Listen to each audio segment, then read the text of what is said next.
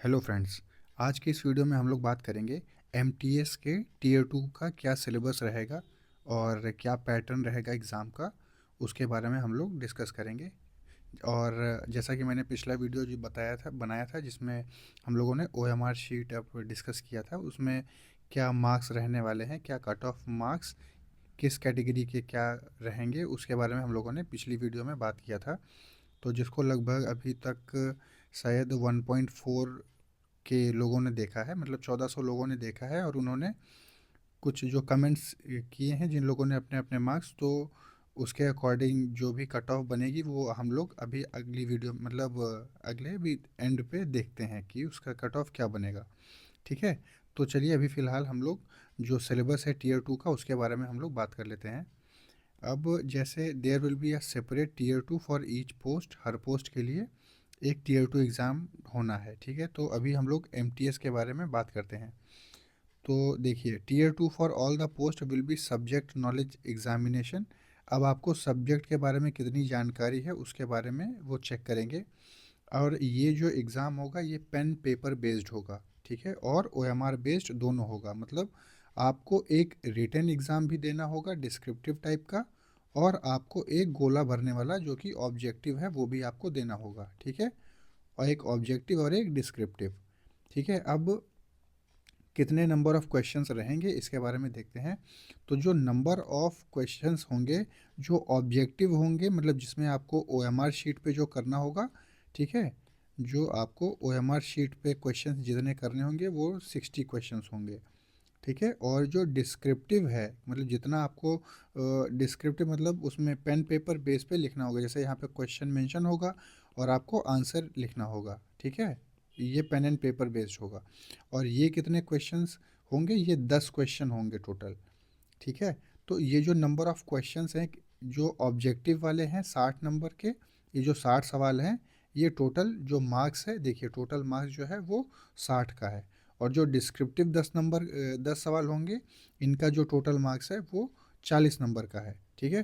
तो एक सवाल जो है वो 4 नंबर का है डिस्क्रिप्टिव में, और जो ऑब्जेक्टिव वाला 60 का है वो 1 नंबर का प्रति क्वेश्चन है, मतलब है ना, हर एक सवाल 1 नंबर का है।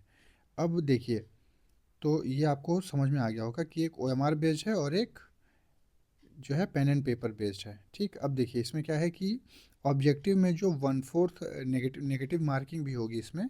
ठीक है। तो नेगेटिव मार्किंग कितने की है इसमें, ये देखिए ज़रा। आपको जब सवाल सही करेंगे तो 1 नंबर मिलेगा, और अगर जब आप सवाल गलत करेंगे तो आपका 1/4 मार्क्स जो है वो डिडक्ट कर लिया जाएगा। ठीक है। लेकिन जो पहला वाला टीयर था उसमें जो नेगेटिव मार्किंग थी वो 1/3 की थी। ठीक है, ये पहले वाले टीयर में। और दूसरे टीयर में जो नेगेटिव मार्किंग रखी गई है वो 1/4 की रखी गई है। मतलब अगर आप एक सवाल गलत करेंगे तो उसका 0.25 मार्क्स आपसे डिडक्ट कर लिया जाएगा। ठीक है। और जो टोटल मार्क्स है वो 60 ऑब्जेक्टिव के हैं और 40 डिस्क्रिप्टिव के हैं, और टोटल 100 बनेगा। तो जो आपकी मेरिट लिस्ट जो बनेगी वो इसी 100 नंबर में जो आप अचीव करेंगे, इसी नंबर पे आपको शॉर्ट लिस्ट किया जाएगा। मतलब अब शॉर्ट लिस्ट तो किसी चीज़ के लिए नहीं, क्योंकि ना कोई स्किल टेस्ट है ना कोई इंटरव्यू है। तो अगर ये आप इसमें 100 में से अच्छा स्कोर लेके आते हैं तो आपका फाइनल जो मेरिट लिस्ट है वो इसी से तैयार होगी। और अगर आपके मार्क्स अच्छे होते हैं तो आपको फाइनली यहीं से ही आपको जॉब जो है मिल जाएगी। ठीक है, इसी टीयर में अच्छा नंबर स्कोर करने से। तो आप इसमें अगर मेहनत अच्छी करेंगे तो आप जॉब अपनी सिक्योर कर ले जाएंगे। ठीक है। और चलिए एक चीज़ और आपको बता दें कि जैसे ये जो एनवीएस का है ये हेडक्वार्टर, आपको मालूम होगा कि ये हेडक्वार्टर नोएडा में है। और जो ऑफिस आवर्स होते हैं वो 9 बजे से लेके 5:30 बजे तक ऑफिस आवर होता है। और ये मंडे टू फ्राइडे तक ही आपको यहाँ पे जाना होगा, मतलब ऑफिस का जो काम करने का दिन है वो मंडे टू फ्राइडे है। आपको सैटरडे संडे जो है वो ऑफ रहता है यहाँ पे। ठीक है। तो अगर आप इस पोस्ट पे आने के बाद आप फर्दर तैयारी करना चाहते हैं तो आपको वीक में 5 दिन काम करने हैं, 2 दिन बचेगा, आप अपना पढ़ाई जो है मैनेज कर सकते हैं। 2 दिन इनफ होता है, अगर जो पढ़ने के साथ साथ, मतलब जॉब करने के साथ साथ पढ़ाई को भी मैनेज करना चाहता है जो। ठीक है। बाकी यहाँ पे भी वर्किंग आवर 9 से 5:30 है, तो आप इसमें भी समय निकाल सकते हैं। ठीक है। और जो पढ़ने वाला लड़का होगा वो कहाँ समय निकालना है वो उसको मैनेज कर लेगा। चलिए ठीक है, ये एक एडिशनल जानकारी थी एनवीएस के हेडक्वार्टर से रिलेटेड, जहाँ पे आपको पोस्टिंग होगी। ये पोस्टिंग ये आपकी हेडक्वार्टर में ही होनी है यहाँ पे, ठीक है। चलिए फिर आगे जो बात करते हैं सवालों पे, कि जैसे अब आपको ऑब्जेक्टिव जो है 60 नंबर का है और जो डिस्क्रिप्टिव है वो 40 नंबर का है, और जो डिटेल्ड सिलेबस है अभी हम लोग देख लेते हैं।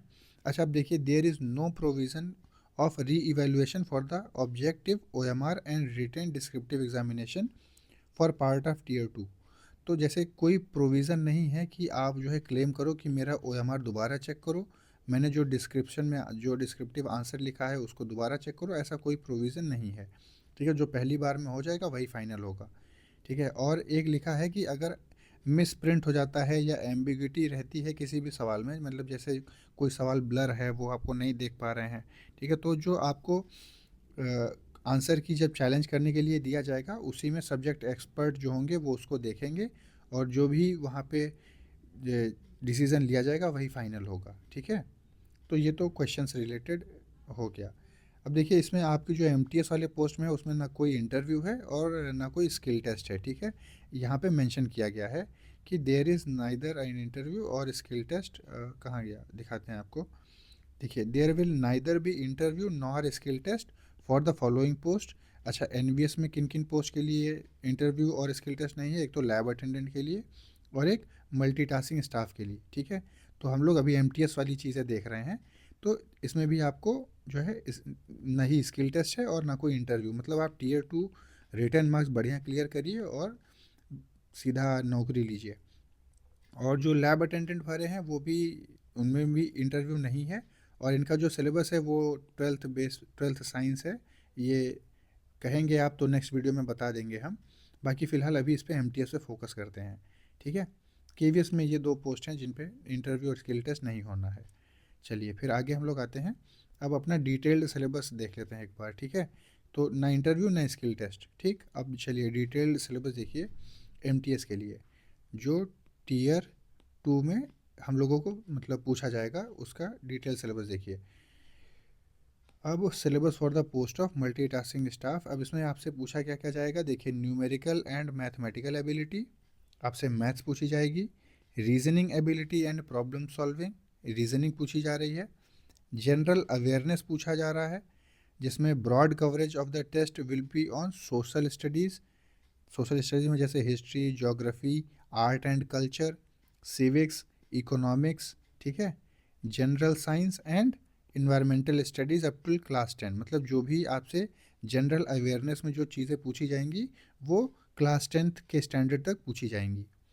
और basics knowledge of computer operation में जो कंप्यूटर से भी सवाल पूछे जाएंगे, जैसे इसमें hardware, software, input output, Windows basics, basics function of Word, Excel, PowerPoint, internet browsing, searching, email send and receive, ये सारी चीज़ें, ईमेल अटैचमेंट्स, और basic typing and shortcut keys, ठीक है। तो इस पर ज़रा ध्यान दीजिएगा, क्योंकि ये जो .4 और .3 जनरल अवेयरनेस और बेसिक नॉलेज ऑफ कंप्यूटर, ठीक है, ये जो है ये आपका डिस्क्रिप्टिव का पार्ट बनेगा, ठीक है।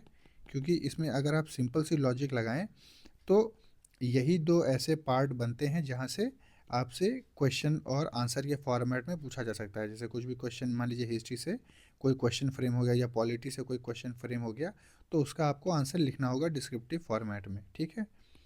और जो एमसीक्यू बेस्ड है, जो ऑब्जेक्टिव होगा, वो ऑब्जेक्टिव क्वेश्चंस आप गेस कर सकते हैं, या सीधा ही दिखाई देता है कि मैथ्स और रीजनिंग जो है आपको, इसमें आपको कोई आंसर लिखना नहीं होगा। इसमें आपको ओएमआर शीट पे, मतलब सॉरी ओएमआर शीट पे ही आपसे ये पूछ लिया जाएगा, ठीक है। आप उसी में आपको क्या करना पड़ेगा, गोला भरना पड़ेगा। और ये दो जो पार्ट होंगे 1 और 2 वो ओएमआर बेस्ड होंगे, और जो पार्ट 3 और 4 होंगे वो डिस्क्रिप्टिव बेस्ड होंगे, ठीक है। तो ये रहा ब्रेकडाउन इसका। तो जो ओएमआर बेस्ड है और जो डिस्क्रिप्टिव है, तो नंबर ऑफ़ क्वेश्चंस कितने हैं? ओएमआर वाले 60 नंबर हैं, हर एक सवाल 1 नंबर का है, और जो नेगेटिव मार्किंग हो रही है वो 0.25 हो रही है, मतलब 1/4 हो रही है। और जो डिस्क्रिप्टिव है वो 40 मार्क्स का है, ठीक है। और जो नंबर ऑफ़ क्वेश्चंस हैं वो 10 क्वेश्चंस हैं, और जो हर एक क्वेश्चन का कितना नंबर है, 4 नंबर, 4 नंबर का एक सवाल, तो 4 इंटू 10 बराबर 40 मार्क्स का। ठीक है, तो जो आपका टोटल बनेगा 100 नंबर बनेंगे। ठीक है, और इसी टोटल में आपको मैक्सिमम स्कोर करना है ताकि आप जो है अपने लिए एक जॉब सिक्योर कर पाएँ। ठीक है, तो उम्मीद करते हैं कि आपको ये सारी चीज़ें क्लियर हो गई होंगी, है ना, टीयर 2 रिलेटेड डिटेल्स एमटीएस के लिए। ठीक है, आप जो कमेंट करेंगे दूसरे पोस्ट के लिए भी, उनके लिए भी हम लोग बात कर लेंगे। ठीक है, फ़िलहाल ये रहा एमटीएस का ब्रेकडाउन। ठीक है, और जो कट ऑफ से संबंधित हम लोग को बात करना था कि वो देखने के बाद जैसे जो कमेंट सेक्शन हम लोगों ने देखा उसमें क्या अब कट ऑफ क्या रह सकता है, आप लोग भी चाहें तो वो पिछली वीडियो का देखिए और उसके कमेंट्स पढ़ लीजिए कि बच्चों के कितने जो है मार्क्स स्कोर किए गए हैं। तो चलिए उसके बारे में भी थोड़ा कट ऑफ रिलेटेड डिस्कस कर लेते हैं। तो जैसे मान लीजिए एक है unreserved, general, UR, OBC, EWS, SC और एसटीज़ में क्या रहने वाला है। ठीक है, तो यूआर में जो मैंने देखा, जो मैक्सिमम नंबर ऑफ़ कैंडिडेट्स हैं वो 200 से लेके और 230 के बीच में हैं। ठीक है, ये मैक्सिमम नंबर ऑफ़ कैंडिडेट्स हैं।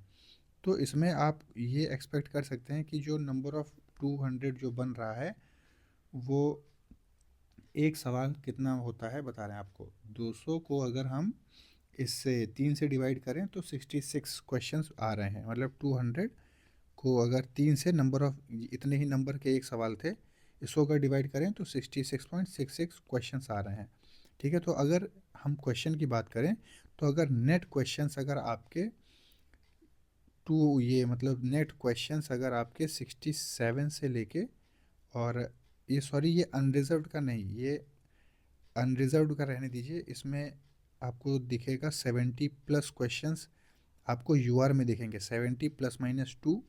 ओबीसी में भी आपको 71 और 72 के आसपास देखने को मिल सकता है ओबीसी में, है ना, क्योंकि नंबर ऑफ जो पोस्ट हैं वो कम है।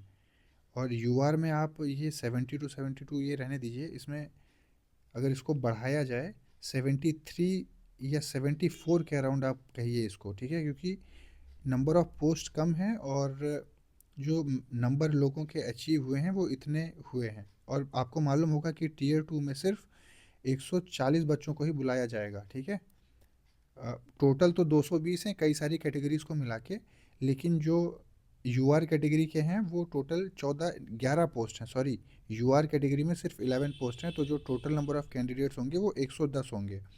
ठीक है, अब आप समझिए कि ऑल इंडिया एग्ज़ाम पे 110 वैकेंसीज़ पे क्या कट ऑफ जाएगी। ठीक है, तो एक सिंपल आप ये मान सकते हैं, और ये हम बता किस बेसिस पे रहे हैं कि जो हमने कट ऑफ उसमें पहली वाली वीडियोज़ में जिसमें मैंने ओएमआर शीट डाली थी उसमें मैंने देखा था, उस बेसिस पे हम ये कह रहे हैं।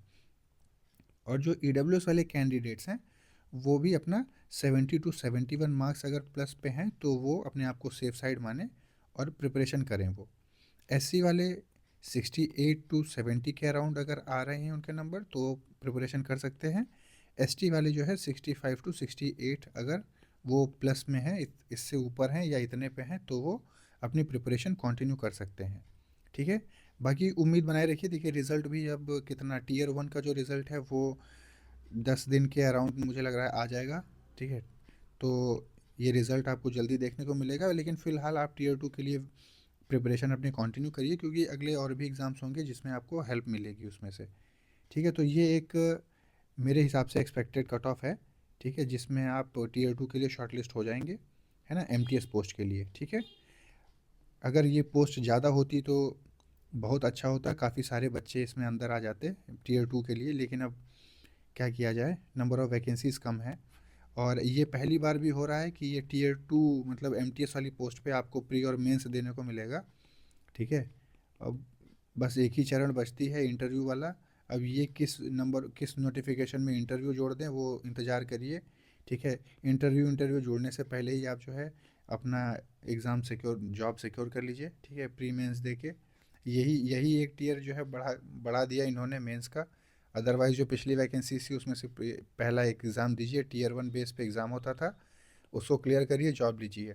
ठीक है, लेकिन चीज़ें डिफ़िकल्ट होती जा रही हैं तो आप वेट ना करिए और अपनी तैयारी करते रहिए। ठीक है, और भी अगर आपको कोई डाउट हो इन सब से रिलेटेड एमटीएस में तो पूछिएगा, उसके बारे में प्रॉपर आपको रिस्पांस दिया जाएगा। ठीक है, थैंक यू वेरी मच।